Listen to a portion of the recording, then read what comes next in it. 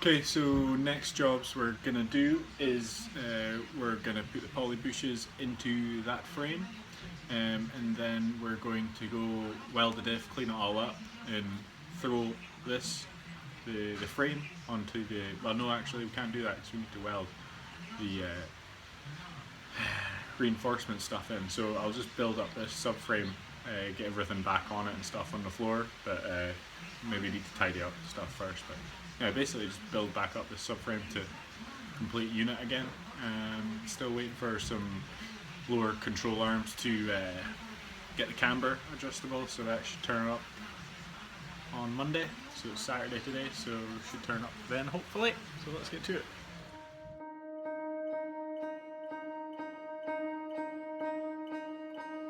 I am careless and I'm lost, 'cause she's left me with eyes far too lost. I have stumbled. Okay, so actually these just came from the postie just now, and they're replacing these. They're really flimsy and, you know, they've got a lot of movement. They're not adjustable. Shite bush. So we've got these ones. So once you've got them on, you basically just turn this. Once these are two locked in, and it'll make them longer or shorter, and that'll push out the bottom of the wheel. So this is the bottom of your wheel. This is the top of your wheel. That goes on there. So you're basically pushing that in or out, giving you camber, negative camber, or you can go positive. I'm kind of wanting it to be 0, but we'll do all that on the wheel alignment. But that's miles down the road. But yeah, basically we can put the whole subframe together now. I kind of want to put the subframe with the diff in it, and then put all these bits on the car once that's all bolted up.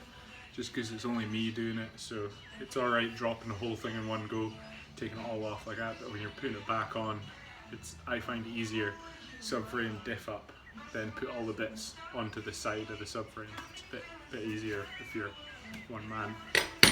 Okay, so let's build up this subframe. These poly bushes and stuff like that, you'll see they're just push fit. You know, you don't need a press or anything for it, so it's quite easy. You just grease, you get grease with them, like silicone grease them, push them in, push the bottom in, push the top in, and then you get the metal sleeve, and you push that in last. So yeah, let's do that.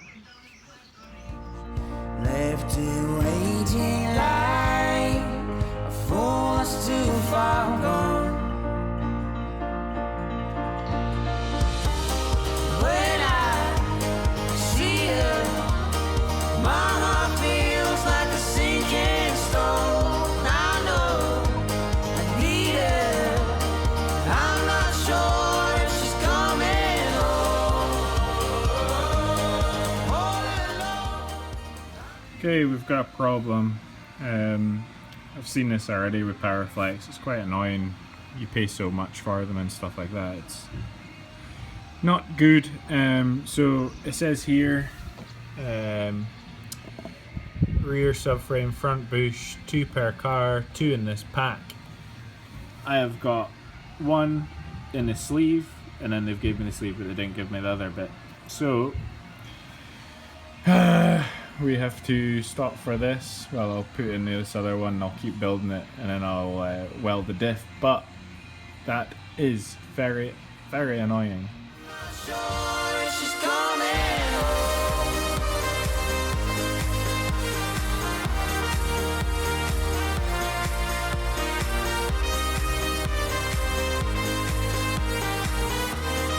And my heart's like a sinking stone. All alone, I'm not sure if she's coming home. All alone, it feels like a sinking stone. My baby. Okay, I thought I'd show you this. These ones are the front front of the diff, the two in the front. Anyway, you press them in, or hammer, you're meant to be able to hammer them in or push them in with your hand. But they've got this slip, and obviously this black stuff is super solid stuff. So I'm just taking a sanding disc, I'm just going to sand off this lip. Then it's going to press in, then the bolt comes through here with a washer, and it presses this onto the diff. So you don't really need this lip. It's going to be in there solid, it's not going to come out. It's the only way it can come out is this way, with the bolts in this way. So on the time lapse it looks like I only spent 30 seconds trying to get one of these in, but it actually took me like half an hour to do that, and then as soon as I took this edge off, it just slipped right in. So fuck it, I'm not being sponsored by Powerflex, so I don't care. I'm just gonna grind this off. So, yeah!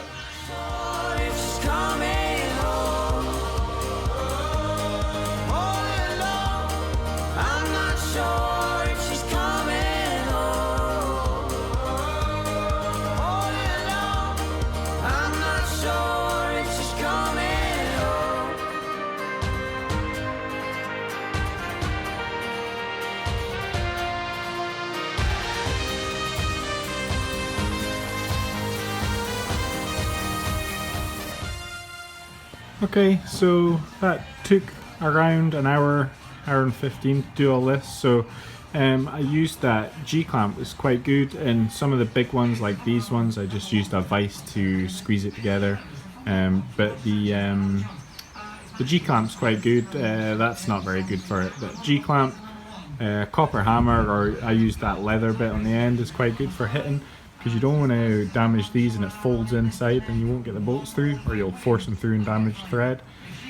So yeah, that's really annoying. I'm waiting for Powerflex now to get back to me so I can get another bush put in there. There's meant to be 2 in a pack, but yeah, it must have been a Friday job for somebody, but hey ho. So now we will, get the arms. We need to put bushes in all these arms. I want to get all the Powerflex bushes done, make sure everything fits and there's no other problems, because they're going to be sending out the right one for that. And yeah, we'll get all this sorted. I want to take these backing plates off as well. I hate backing plates because you can't actually see what the condition of the disc is, just for track use and stuff. I'm just always used to that. So poly bush here. I think these are getting poly bushed as well. I can't remember. But yeah, let's get to it.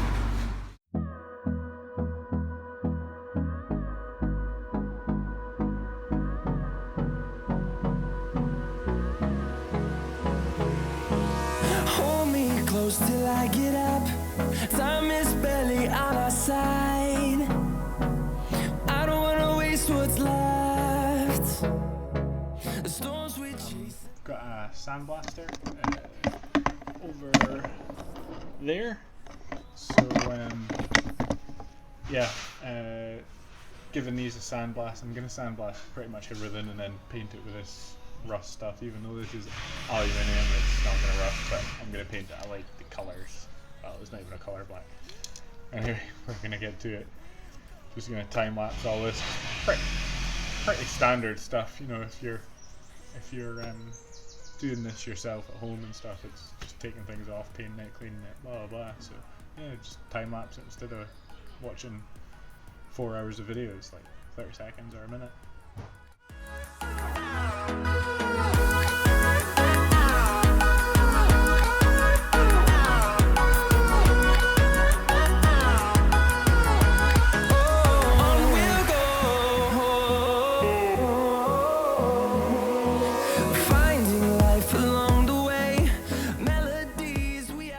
Okay, I'm just sandblasting just now all the parts. These are the anti-roll bar bushes in the middle, so you can see how bad that one is, and that's the one that's been sandblasted.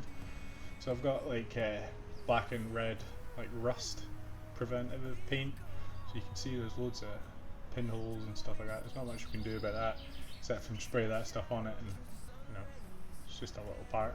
But yeah, if you can find like a local tradesman, most garages normally have sandblasters and stuff like that, so you can just go in there with bits and bobs and say, you know, can I blast it, and just give them some money and you'll do it. you know, then it's a bit cheaper. Or you can just take a wire wheel, put it on a vise and take a wire wheel and try clean up as much as you can. Sandblasting works the best because you can get all inside there, you know. It's quite hard to get a wire wheel in there.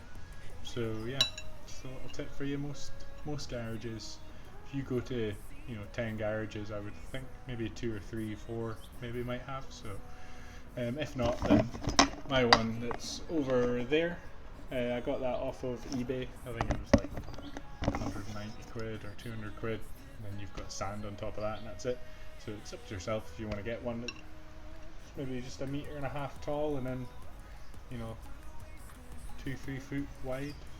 You know, it's not much, but yeah, it's not, it didn't take up much room, but yeah, it's up to yourself. But I'm just going to keep blasting with these and painting them, and then hopefully we can get most of it done. The only problem is we're missing that bush for the subframe, so we can't actually put it up. Still need to weld up there anyway, so it's not a massive rush.